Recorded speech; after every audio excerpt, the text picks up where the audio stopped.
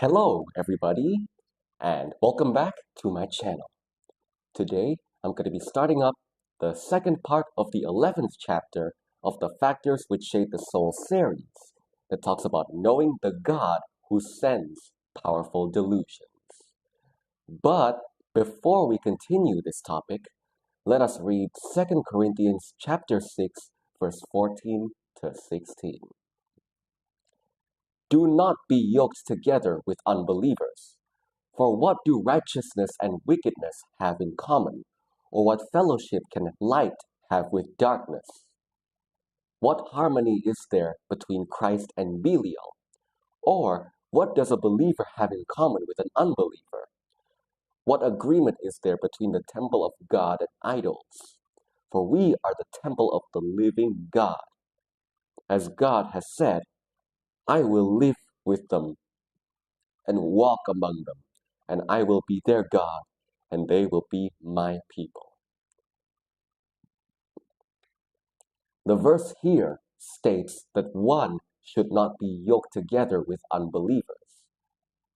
If one does not resist the various temptations from one's environment, habits, or thoughts, one's soul will be overshadowed because light and darkness cannot harmonize. This is what causes delusion.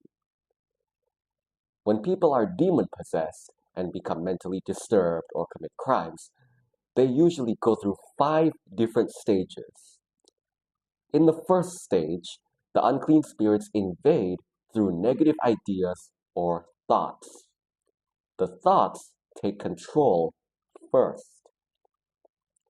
Genesis chapter 4 verse 7 states that Cain was angry with his brother.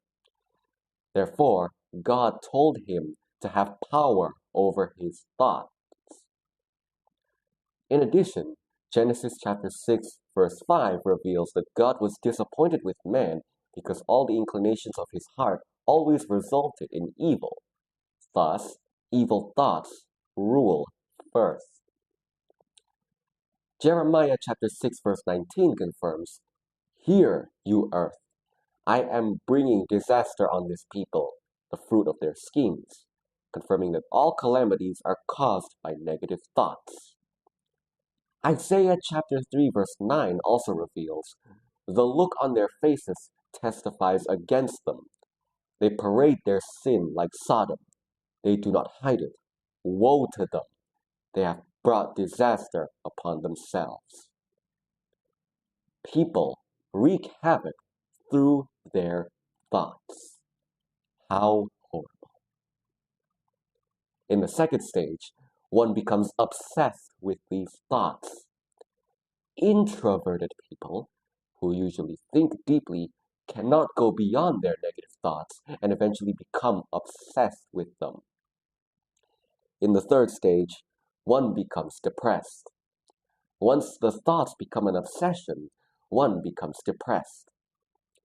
Most patients with mental illnesses get depressed at the end of their deep thinking, and at that stage, one does not want to meet anyone and stops speaking. In the fourth stage, one abandons themselves in despair.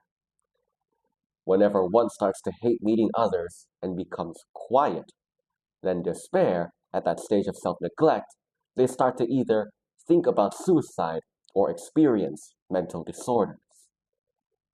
In the fifth stage, one is completely depressed.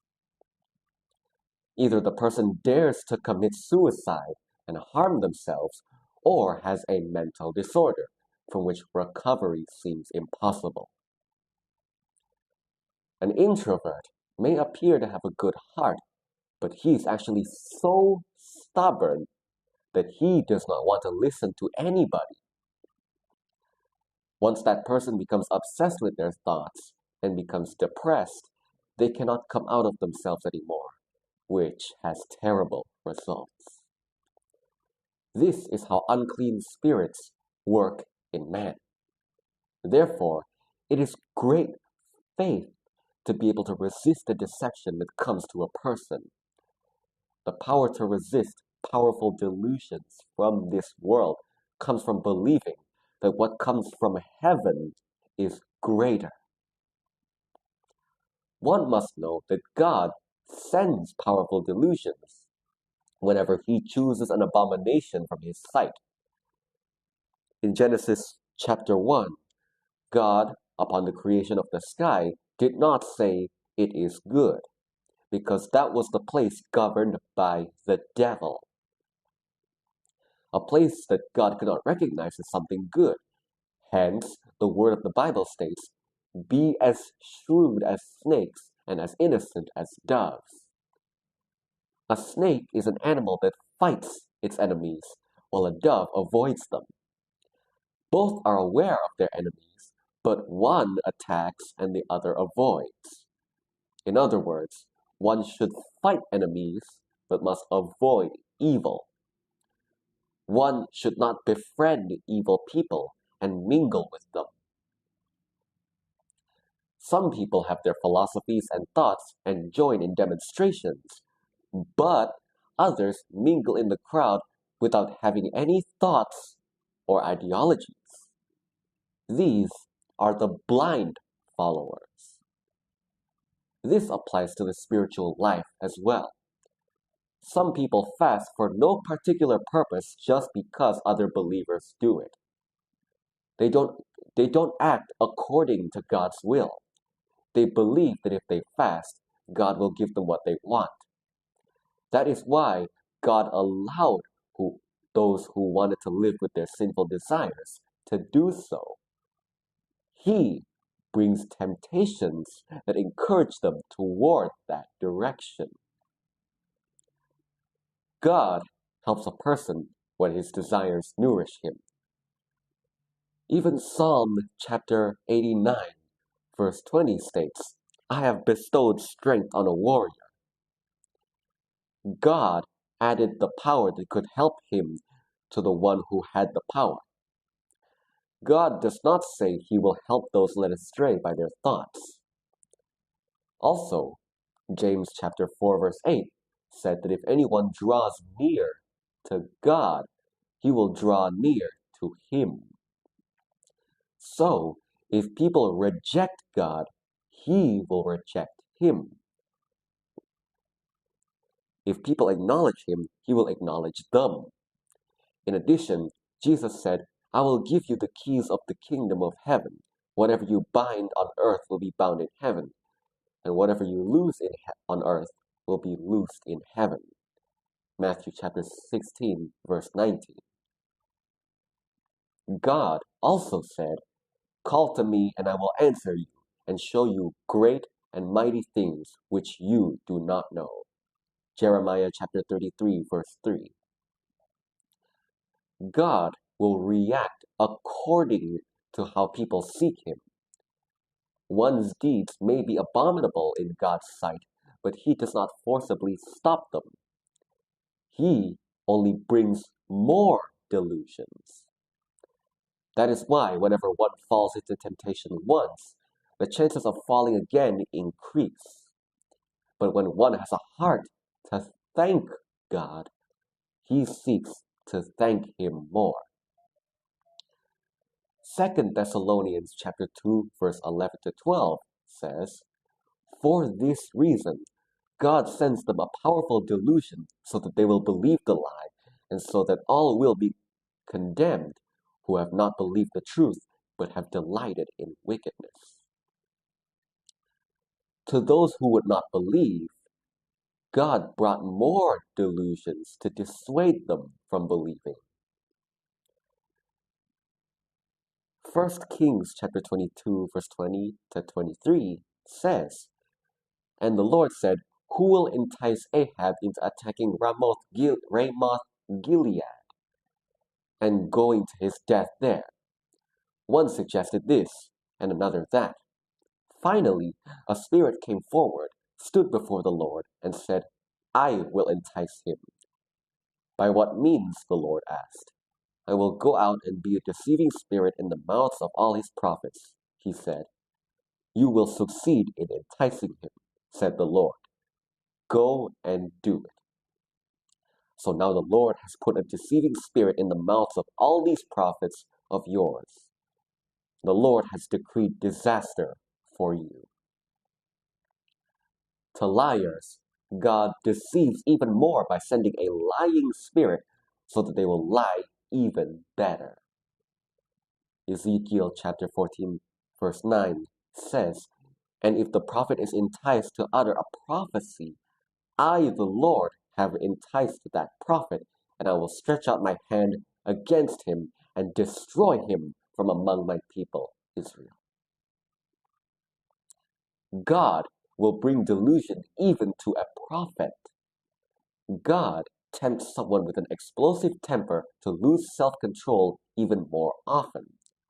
So, we need to be keenly aware of how the various deceptions that come our way shade our souls and cause us to be damned. Acts chapter 1 verse 25 confirms Judas left to go where he belongs. Judas had chosen that path by himself.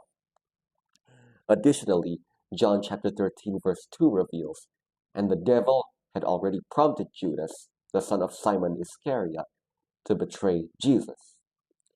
Judas Iscariot could have refused the enticement, but he allowed it. The moment he allowed the enticement, the devil entered him. Therefore, verse 27 states that Jesus enticed Judas.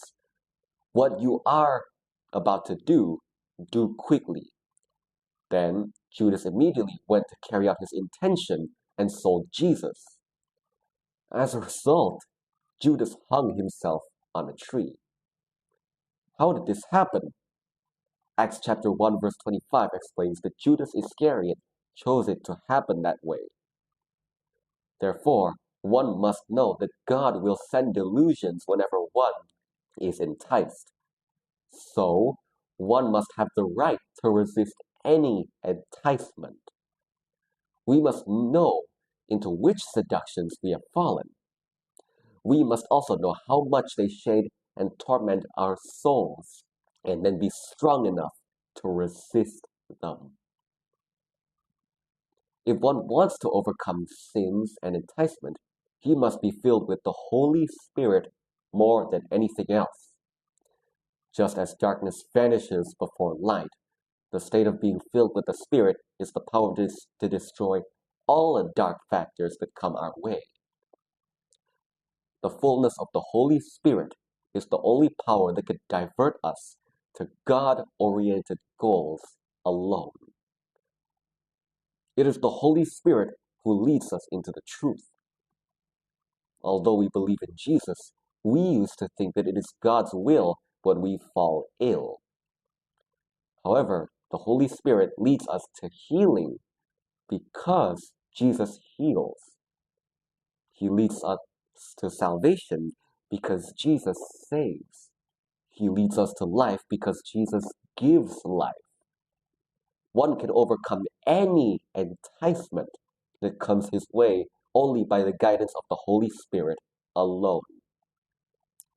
That is why people possessed by deceiving spirits return to their old lives to enjoy their habits, whereas people who live by the Spirit move themselves to a new direction led by the Holy Spirit alone. If one wants to become a spiritual man, he must have the power to resist all seductions that can make him an enemy of God. That is all I have to bring up for today, and I'll see you all in the next one. Goodbye.